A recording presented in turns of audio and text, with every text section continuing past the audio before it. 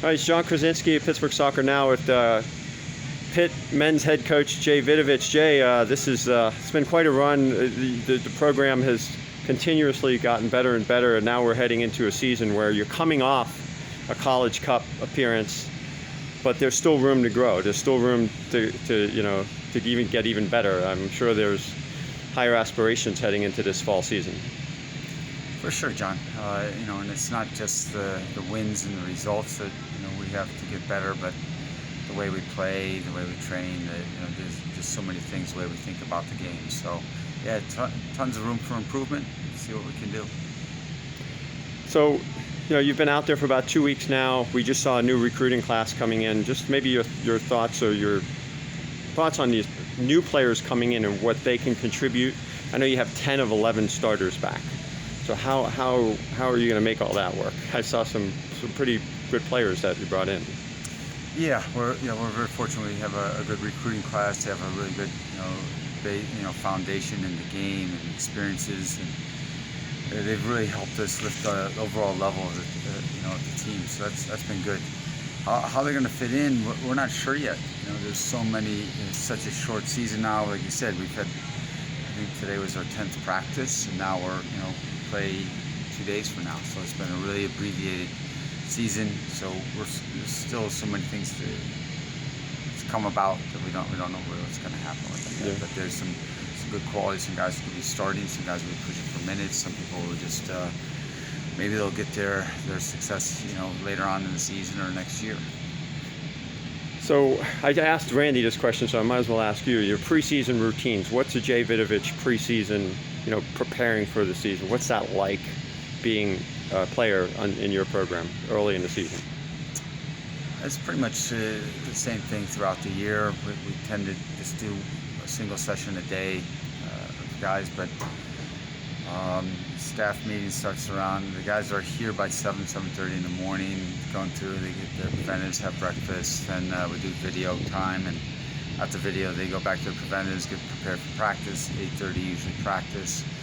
8:30, 10:30, somewhere finishing up with practice there. And then they sometimes are hitting the gym with Frank Barone, our strength and conditioning coach, or just recovering from their training, whatever, with the ice baths, things like that. Then it's a team meal. Then they come back and there's some type of treatment or recovery session in the afternoon with video, once again, to see if we get some mental reps and pull some pieces together.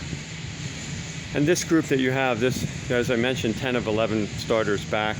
The first couple preseason matches, kind of your assessment. I know it was a 1-0 loss at Maryland, but I'm sure you're seeing a lot of different things, trying to see a lot of different players. But what were your assessments of the first two preseason matches? Well, you said we got some quality minutes when we played Robert Morris, so we got to see some things there. We got to run through our routine, introduce our new players and everybody, and reintroduce everybody to our schedule, what we do on game day. So that was a good run there. And fortunately, we had a good crowd, which was very happy to see the place. Some people in it once again for the first time in 2 years, I guess. So that was fantastic, and so a good run there. Got to see things, and then take the guys on the road trip to go to Maryland, play one storied program, and a lot of quality.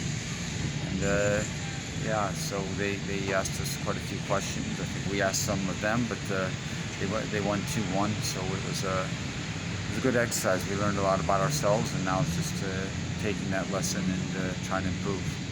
Yeah, so probably we talked about the season starting. Just before that, just the team was honored the other day at Highmark Stadium. I mean, it's nice to get those opportunities to get out there and be recognized, or to good for the community and that sort of thing. I mean, what was that like to have the players to have that opportunity to be honored at the halftime of the Riverhounds game?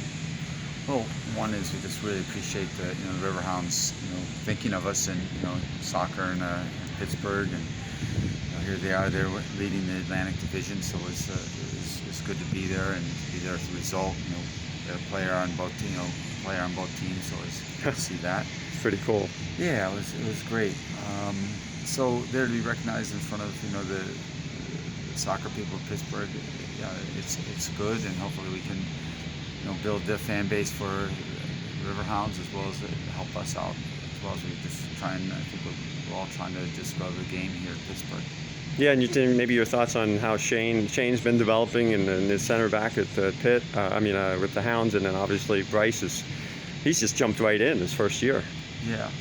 No, it's been good. I've been able to see Chaine several times this summer and in different games, and to see him, holding down the spot and starting and doing a good job there, and that he's happy and he's doing what he loves. That's been great. And then especially in the spell of what the River-Rounds are, the run they're on now.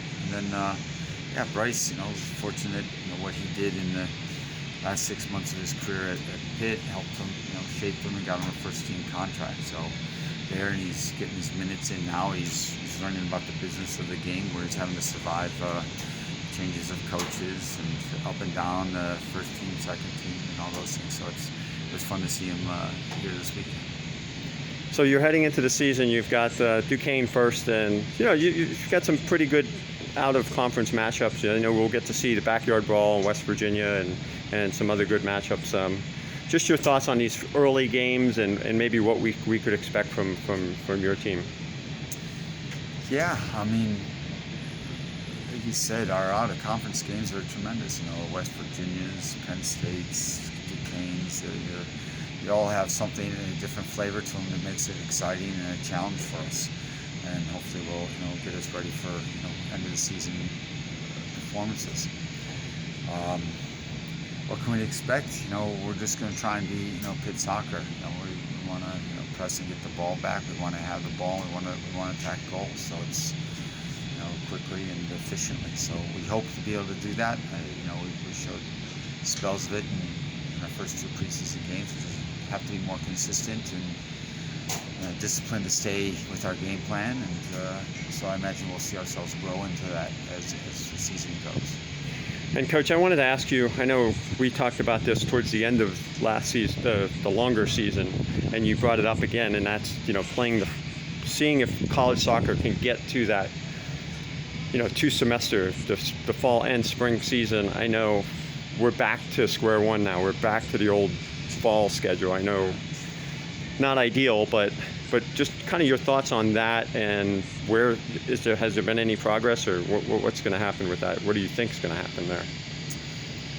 Yeah, I think the current state of going back to where it was after what we experienced is going to be tremendously difficult for us. I think it's going to be, I think it's diabolical for the players and probably for the fans as well. You think about the fact that last year everything was all the conversation about catastrophic injuries, this and that, and now we have 9 days to prepare for 2 matches in a week. It's not what it should be. It's not the way the game is designed, especially this early in the season. But again, we're fortunate. We're happy to be playing. The future of it, I think, is very good. I think the ACC, the Pac-12, the Big Ten, we're all supporting that. It's going out. We drew the motion from the table last year due to COVID, and just we felt priorities should be other places in college athletics. But we are certainly hoping this April that for further support and support by the other mid-majors and other soccer powers as well, and their conferences, that we can make it happen, because it certainly is a better product. It's a better chance for players to develop. It's a better chance to be a student as well as an athlete. So yeah, it's a win-win if we can change it. And finally, I'll be talking to Alexander in a second, but just the players that are coming back, that he's having an opportunity to play as another a year with the program. What's the message to them? What is their motivation? And I guess you must be excited to have players like that back. Oh, really excited to have some of these guys back.